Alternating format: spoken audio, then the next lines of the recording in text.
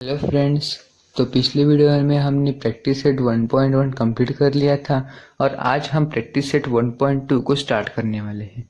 तो practice set 1.1 का पहला क्वेश्चन है, the following table show points on a number line and their coordinates decide whether the pair of segments given below the table are congruent or not. तो हमने यहाँ पे पहला question लिख लिया है और पहला क्वेश्चन है segment D E and segment A B.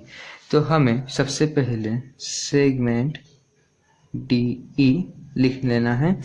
अभी हम पिछले लेक्चर में 1.1 के पहले क्वेश्चन में हमने देखा था कि मैंने बोला था कि पीछे के नंबर में से आगे का नंबर माइनस करना है।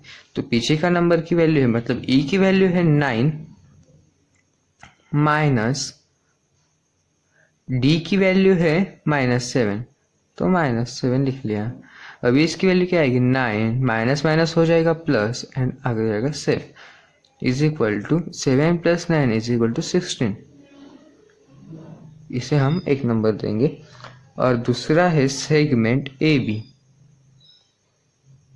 तो segment A B is equal to B का वैल्यू है 5 माइनस ए का वैल्यू है -3। तो 5 माइनस माइनस हो जाएगा प्लस एंड आ जाएगा 3। तो सेगमेंट ए बी का वैल्यू हुआ 8, इसको हम देंगे नंबर 2। तो हम यहाँ पे लिखेंगे therefore segment D E is, अभी ये 8 एंड 16 सेम नहीं आया है, तो हम क्या लिखेंगे, is not congruent to segment A B. तो ये हो गया हमारा पहला क्वेश्चन कंप्लीट। अभी हम दूसरा क्वेश्चन सॉल्व करने वाले हैं। अभी दूसरा क्वेश्चन क्या है कि segment B C and segment A D. तो हम यहाँ पे लिख लेंगे segment B C and segment A D. तो फिर से हम सेगमेंट बी सी की वैल्यू निकालेंगे। सेगमेंट बी सी की वैल्यू क्या है, तो सी की वैल्यू क्या है 2 माइनस बी की वैल्यू क्या है 5। तो 2 - 5 हो जाएगा -3, इसको हम देंगे एक नंबर। और दूसरा है सेगमेंट ए डी। तो सेगमेंट डी की वैल्यू, सेगमेंट ए डी में डी की वैल्यू है -7 माइनस ए की वैल्यू है -3। तो -7 माइनस माइनस हो जाएगा +3, तो इसकी वैल्यू आ जाएगी -4। तो इसको हम देंगे नंबर 2 और हमारा आंसर आ गया है कि सेगमेंट बी सी इज, अभी यहाँ पे -4 एंड -3 इक्वल नहीं है, तो segment B C is not congruent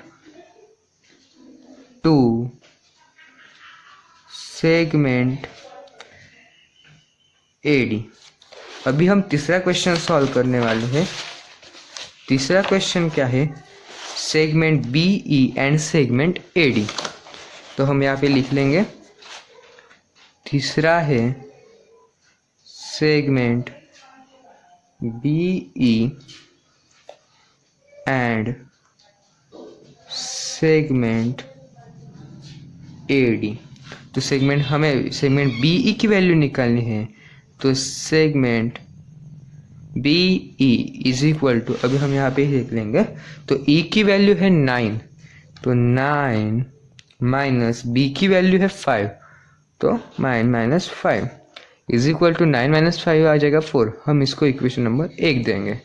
और सेगमेंट ए डी, तो segment A D is equal to D की वैल्यू क्या है, तो -7 माइनस ए की वैल्यू है -3 -3 is equal to -7 minus minus हो जाएगा 4 एंड आ जाएगा 3।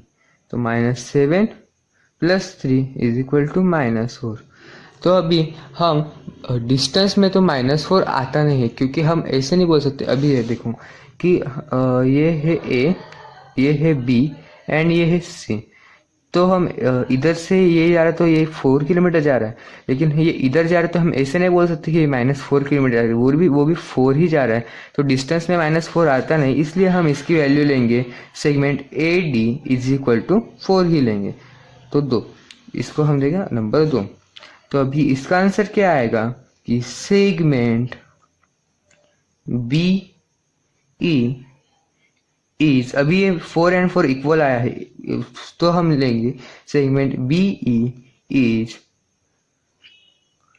Congruent to segment A D. तो अभी हम दूसरा क्वेश्चन लेने वाले हैं। दूसरा क्वेश्चन हम पहले लिख लेंगे, point M is the midpoint of segment AB. If AB is equal to 8, then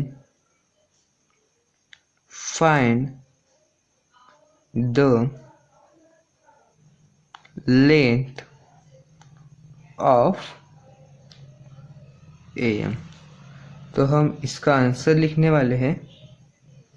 तो अभी हमें बोला है कि पॉइंट M ये मिड पॉइंट है सेगमेंट, सॉरी पॉइंट M ये मिड पॉइंट है सेगमेंट AB का।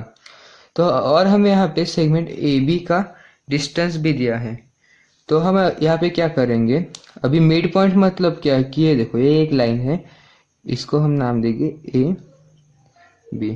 तो मिड पॉइंट का मतलब क्या होता है कि मिडल वाला, मतलब इतना और इतना, ये डिस्टेंस सेम है, ये दोनों डिस्टेंस सेम है। तो अभी सेम है तो हमें इसे सॉल्व कैसे करेंगे। तो मिड पॉइंट हमें बताया है कि M है और ये मिड पॉइंट M दे देंगे। तो ये भी डिस्टेंस सेम है, ये भी डिस्टेंस सेम है, तो हमें क्या करना पड़ेगा, डिवाइड बाय 2 करना पड़ेगा। तो length of AM is equal to 8/2। तो हमें यहाँ पे 2 1 जा 2, 2 2 जा 4, 2 4 जा 8 आ जाएगा। तो लेंथ AM हमें 4 मिल जाएगी। तो ये होगा दूसरा क्वेश्चन का आंसर। अभी क्वेश्चन थर्ड है। क्वेश्चन थर्ड क्या है, point P is the midpoint of segment CD. If CP is equal to 2.5, find length of CD। तो हम यहाँ पे फिर से ऐसे ही एक्सप्लेनेशन ले लेते हैं। तो हमें बताया गया है कि सेगमेंट CD है, सॉरी CD है एंड इसका मिड पॉइंट है P। तो अभी CP का डिस्टेंस 2.5 है, तो हमें पूछा गया है कि CD कितना है।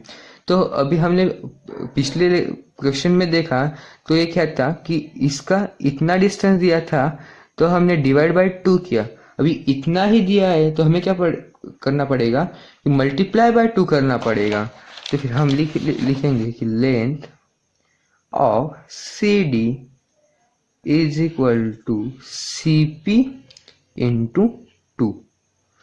तो CP का डिस्टेंस कितना है 2.5 इंटू 2 इज इक्वल टू 5। तो लेंथ ऑफ CD क्या आ जाएगा 5। हमने यहाँ पे क्वेश्चन 4 लिख लिया है और क्वेश्चन 4 है, if AB is equal to 5 centimetre, BP is equal to 2 centimetre and AP is equal to 3.4 centimetre, compare the segments. तो हमने यहाँ पे लिख लिया है और हमने AB, BP एंड AP की वैल्यू भी लिख ली है। तो AB की वैल्यू है 5 सेंटीमीटर, BB की वैल्यू है 2 सेंटीमीटर एंड AP की वैल्यू है 3.4 सेंटीमीटर।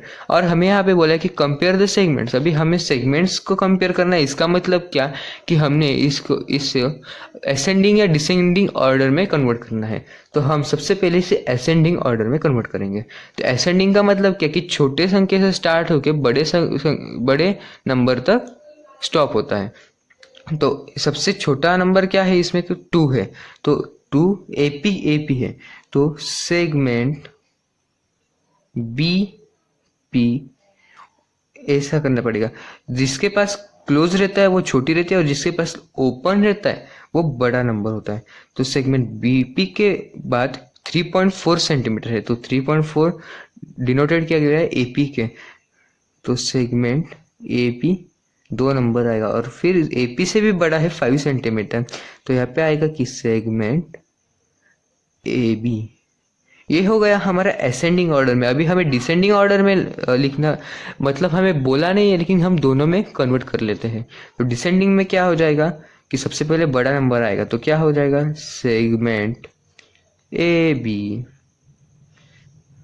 अभी ये बड़ा है तो पहले बोला कि क्लोज छोटे के पास और ओपन बड़े के पास। तो बड़ा फिर ये साइन चेंज हो जाएगा, सेगमेंट AP।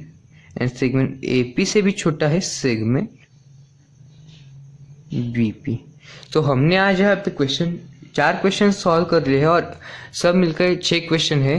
तो हम ज़्यादा नहीं सॉल्व कर सकते क्योंकि ये वीडियो ज़्यादा लंबा हो जाएगा। तो हमने यहाँ पे आज 4 क्वेश्चन सॉल्व कर लिए हैं। अगले 2 क्वेश्चन मैं अगले वीडियो में लेके आ जाऊँगा। और ये वीडियो को देखने के लिए thank you and like and subscribe करने को ना भूलें। बाय।